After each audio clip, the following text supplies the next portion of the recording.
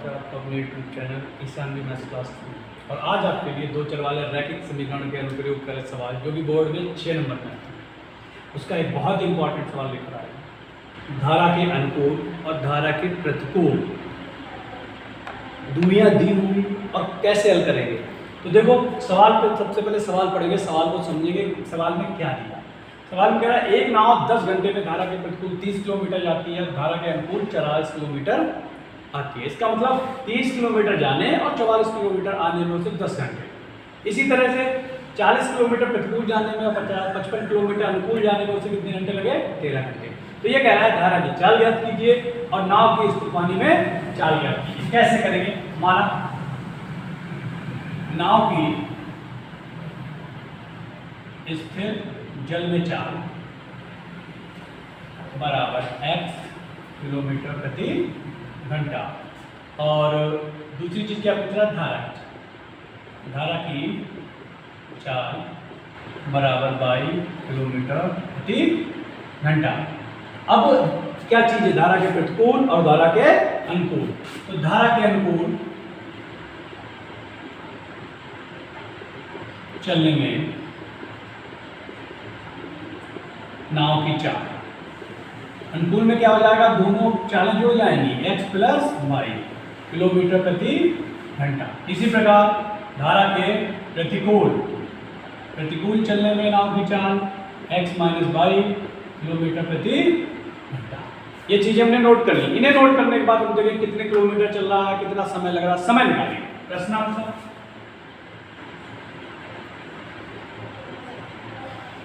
धारा के प्रतिकूल लगा समय t1 बराबर दूरी बटे 4। प्रतिकूल में दूरी कितनी है? 30 और 4 है हमारी प्रतिकूल में x माइनस वाई। ऐसे धारा के अनुकूल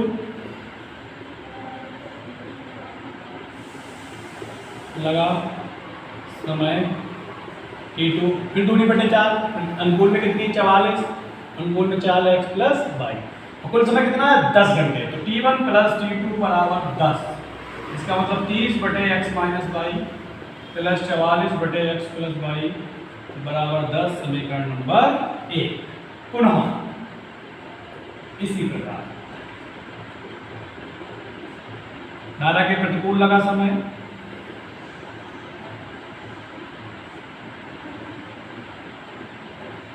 t1 बराबर प्रतिकूल में अब कितना? 40 बटे x माइनस वाई। ऐसे धारा के अनुकूल लगा समय t2 55 बटे x प्लस वाई। कुल समय कितना लगा? 13 घंटे। t1 प्लस t2 बराबर 13। 40 बटे x माइनस वाई प्लस 55 बटे x प्लस वाई बराबर 13। समीकरण नंबर 2। अब यहाँ पे हमारी समीकरण 1 और समीकरण 2 आ गई। अब इसके बाद क्या करेंगे? इसके बाद हमें क्या करना है? x और y के मान निकालने। कैसे हल करेंगे? x माइनस वाई को कुछ मान लेंगे, x प्लस वाई को कुछ मान लेंगे। कैसे मानेंगे? समीकरण 1 तथा 2 में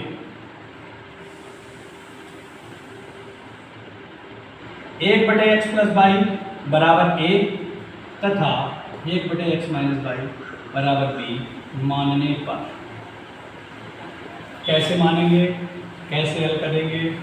देखो 1 बटे एक्स प्लस वाई की जगह a मान लिया, 1 बटे एक्स प्लस वाई की जगह a और 1 बटे एक्स माइनस वाई की जगह b।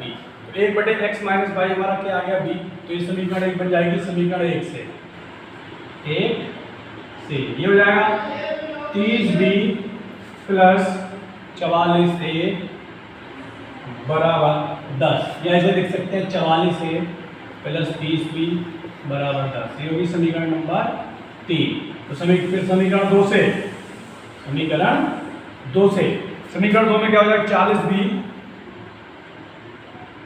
प्लस 55a बराबर 13 या 55a प्लस 40b बराबर 13। समीकरण नंबर 4। अब समीकरण 4 और 3 को हम हल करेंगे। इनके गुणांक क्या करेंगे? बराबर करेंगे। कैसे करेंगे? समीकरण 3 को गुणा कर देंगे 4 से, समीकरण 4 को गुणा कर देंगे 3 से, तभी ये क्या हो जाएगा? 4 3 12 120, 3 चौक 12 100 कर गुणा। 4 चौक 16 के 6 हासिल है 4 चौक 16 और 1 17 176 प्लस 120 भी बराबर 40। इसे 3 से गुणा करना है। 5 तिया 15 का 5 हासिल है 5 तिया 15 1 16 1 प्लस 4 तिया 12 120 भी 13 तिया 39। देख लिया चिन्ह एक जैसे घटा माइनस माइनस माइनस ही कर दिया। 6 में से 5 गया 1 1 ए बराबर 40 में से 39 के ए बराबर आ गया 1/11। समीकरण 3 में रखने पर रखो समीकरण 3 में 44 से प्लस 30 भी बराबर 10। 44 की जगह 1/11 प्लस 30 भी बराबर 10। 11 चौक 44 4 प्लस 30 भी बराबर 10। 30 भी बराबर 10 माइनस 4 30 भी बराबर 6 बी बराबर 6/30 6 कम 6 6 पंजे 30 बी बराबर 1/5। हमारे ए और बी के मान आ गए। ए और बी के मान आने के बाद हम क्या करेंगे, जो हमने ए और बी के मान माने थे फिर से उसमें रख देंगे। देखो कैसे करेंगे। ए की जगह क्या है 1/x + y। अब ए हमारा आया 1/11 और ए की जगह x + y। ये की जगह क्या है x + y बराबर 1/11। इसका मतलब समीकरण आ गई x + y बराबर 11। इसे मानेंगे समीकरण नंबर 5। इसी प्रकार b बराबर आया है हमारा 1/5 और b हमने माना था 1/x - y बराबर 1/5। इसका मतलब x - y बराबर 5 समीकरण नंबर 6। अब हम क्या करेंगे, इन दोनों समीकरणों को भी हल करेंगे। किससे? विलोपन विधि से। तो फिर से जो है अभी इसे हल करना बताऊंगा मैं इसे मिटा के, लेकिन उससे पहले मैं इसको फिर से एक बार रिपीट करूंगा। एक नाव 10 घंटा में धारा के प्रतिकूल 30 किलोमीटर चलती है, धारा के अनुकूल 44 किलोमीटर जाती है। कितने घंटे में? 10 घंटे में। इसी प्रकार 13 घंटे में 40 किलोमीटर धारा के प्रतिकूल चलती है, धारा के अनुकूल चलती है 55 किलोमीटर। दोनों की चाल पूछ रहा है, दोनों की चाल पूछ रहा है, दोनों की चाल पूछ रहा है। तो इसमें क्या कह रहा है, हमें माननी पड़ेगी दोनों की चाल। माना नाव की स्थिर जल में चाल बराबर x और धारा की चाल बराबर y। तो धारा के अनुकूल चलने में क्या होगा, इन दोनों की चालें आपस में जुड़ जाती हैं x + y। इसी तरह से जब प्रतिकूल चलने तो चालें घट जाएंगी x - y। तो प्रतिकूल जाने में लगा समय, मान लेंगे t1 बराबर दूरी/4। दूरी हमारी कितनी है प्रतिकूल में? 30 और चाल कितनी है? x - y। इसी प्रकार अनुकूल में t2 कितना है? 44/x + y। इस तरह से हम लेंगे तो धारा के प्रतिकूल लगा समय हमारा t1 30/x - y, अनुकूल में 44/x + y।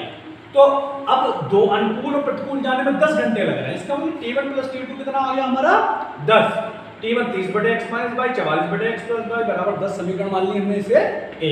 इसी प्रकार से दोबारा क्या कह रहा है, 40 किलोमीटर जाने में और 55 किलोमीटर, कुल समय कितना लगता है? 13। तो t1 40/x + y, t2 बराबर 55/x + y बराबर 13। 1/x + y को इसके बाद a मान लेंगे, 1/x - y को b मान लेंगे। जब यहाँ पे 1/x - y की जगह क्या रख दिया? b, तो ये हो गया 30b। a रख दिया, ये हो गया 44। इसी प्रकार a को पहले ले लिया, 44a + 30b बराबर 10। ये हो गई समीकरण नंबर 3। अब 1/x - y की जगह रखा क्या? b, यहाँ पे रख दिया तो ये 40b आ गया। 55 1/x + y की जगह क्या रख दिया? a, तो 55a आ गया बराबर 13। फिर से कर लिया 55a + 40b बराबर 13। ये आ गई समीकरण नंबर 4। अब समीकरण 3 और 4 हमारी आ गई a और b में। अब इन्हें हमें हल करना है। हल करेंगे किससे? विलोपन विधि से। विलोपन विधि से कैसे हल करेंगे? विलोपन विधि में हल करने के लिए सबसे पहले हम a और b के देखेंगे गुणांक। गुणांक बराबर नहीं है b के, चाहे देख लो चाहे a के देख लो। मैंने b के देखे, यहाँ 30 है, यहाँ पे 40 है। अगर हम 30 को 4 से गुणा कर दें 120 आ जाएगा, 40 को 30 से गुणा कर दें तो 120 आ जाएगा। तो पूरी समीकरण को 4 से गुणा करेंगे, 44 की 4 से करिए 176 प्लस 30 की 20 से करिए 120 भी, 10 की 4 से करिए 40 आ। फिर से 3 से करेंगे 3 55 165 है, 40 की 120 भी, 13 की 39। उसके बाद देखिए चिन्ह, चिन्ह एक जैसे हैं तो घटा देंगे, ये माइनस ये माइनस ये माइनस, सारे चिन्ह बदल गए। ये कट गए 176 में से 165 11 40 में से 39 1/11। ए का मान 1/11 आ गया, इसे रख दिया हमने समीकरण नंबर 3 में। तो 44 है प्लस 30 भी बराबर 10। 44 1/11, 11 चौक 44, 10 में से 4 गए 6, बी का मान आ गया 5। बी का मान आ गया। अब ए का आया 1/11, ए माना था हमने 1/x प्लस वाई, इसमें भी 1/11, x प्लस वाई बराबर आ गया 11। इसी प्रकार बी का मान रखा 1/5, तो 1/x माइनस वाई बराबर आ गया 1/5, तो x माइनस वाई बराबर आ गया 5। यहाँ के समीकरण 5 और 6। अब समीकरण 5 तथा 6 को हम विलोपन विधि से हल करेंगे। यहाँ पे थोड़ा सा मिटा रहा हूं, तो x प्लस वाई बराबर 11 और x माइनस वाई बराबर 5। x प्लस x 2x, 11 और 5 16, 2x बराबर 16, x बराबर 16/2, 2/16, x बराबर आ गया 8 किलोमीटर प्रति घंटा।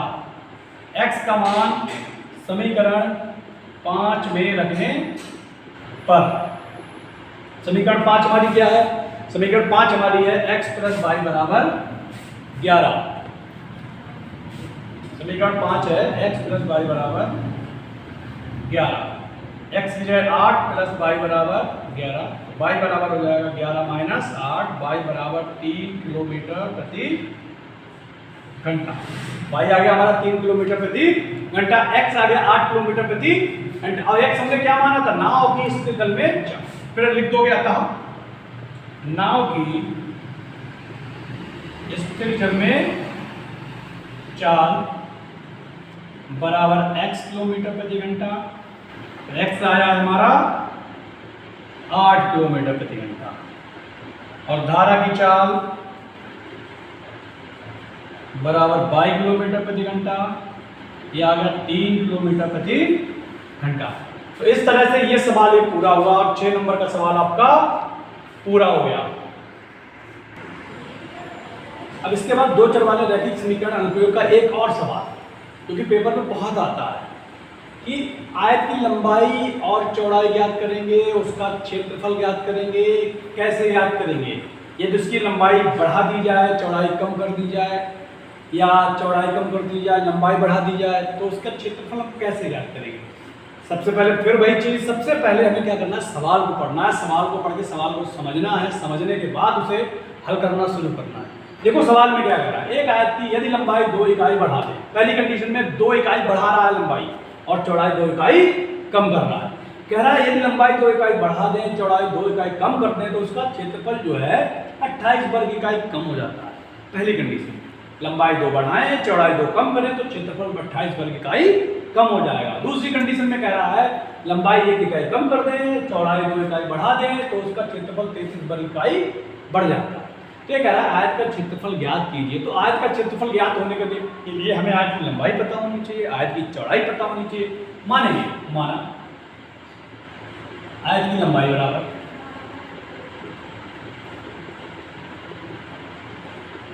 x इकाई, आयत की चौड़ाई बराबर y इकाई, तो आयत का क्षेत्रफल क्या सूत्र होता है? लंबाई गुणा चौड़ाई, मतलब x गुणा y। क्षेत्रफल हमारा क्या आ गया? x y। आयत का कोई भी सवाल आएगा तो आपको इतना काम तो करना ही करना है, लंबाई x माननी है, चौड़ाई y माननी है, क्षेत्रफल x y करना है। अब प्रश्नानुसार प्रथम शब्द जो है, प्रश्नानुसार लंबाई कितनी बढ़ा रहा है? 2 वर्ग इकाई, नई लंबाई, नई लंबाई बराबर x में 2 इकाई बढ़ गया, x प्लस 2। इसी तरह से नई चौड़ाई 2 इकाई कम करते हैं, y माइनस 2, तो नया क्षेत्रफल, फिर वही लंबाई गुणा चौड़ाई, x प्लस 2, y माइनस। अब क्या कह रहा है? चौड़ाई लंबाई 2 बढ़ा दी जाए, चौड़ाई 2 कम कर दी जाए, तो नया क्षेत्रफल जो है पुराने क्षेत्रफल से 28 वर्ग इकाई कम हो जाता है। नया क्षेत्रफल बराबर पुराना क्षेत्रफल, उससे 28 वर्ग इकाई कम, इसका मतलब माइनस। अब नया क्षेत्रफल है x प्लस 2, y माइनस 2, पुराना क्षेत्रफल x y माइनस के 28, ऐसे मल्टीप्लाई करेंगे x की y माइनस 2 से, 2 की y माइनस 2 से, x y minus 28, x y minus के 2x प्लस का 2y माइनस के 2 दूनी 4 माइनस का xy प्लस के 28 बराबर plus xy minus xy cut minus के 2x प्लस के 2y 28 माइनस 4 प्लस के 24 बराबर 0। भाग कर दो माइनस 2 से, कितना आएगा x माइनस वाई माइनस 12 बराबर 0। समीकरण नंबर 1। इसी प्रकार अब दूसरी कंडीशन में क्या कह रहा है, लंबाई में 1 इकाई की कमी करते हैं और चौड़ाई में 2 इकाई की वृद्धि करते हैं। पुनः नई लंबाई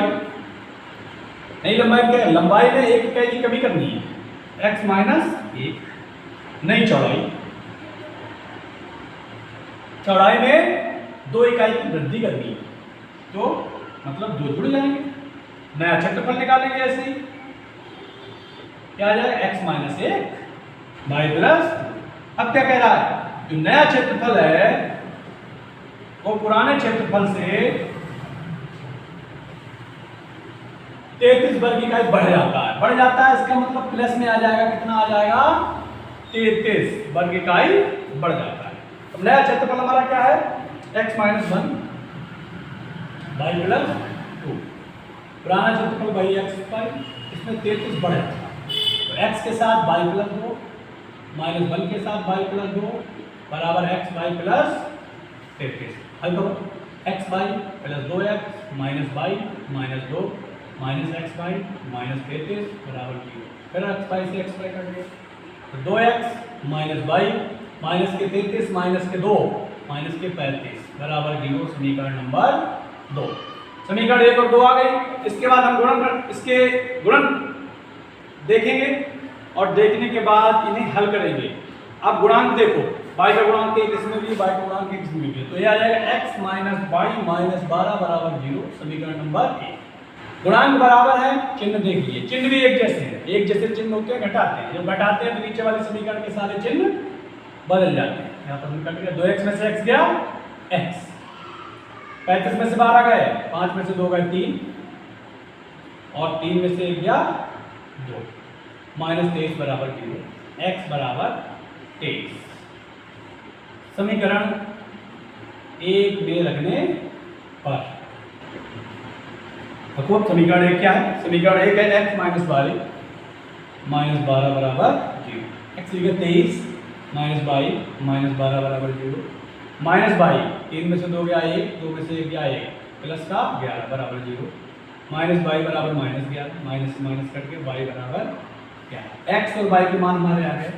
अतः आयत की लंबाई बराबर x बराबर 23 इकाई, आयत की चौड़ाई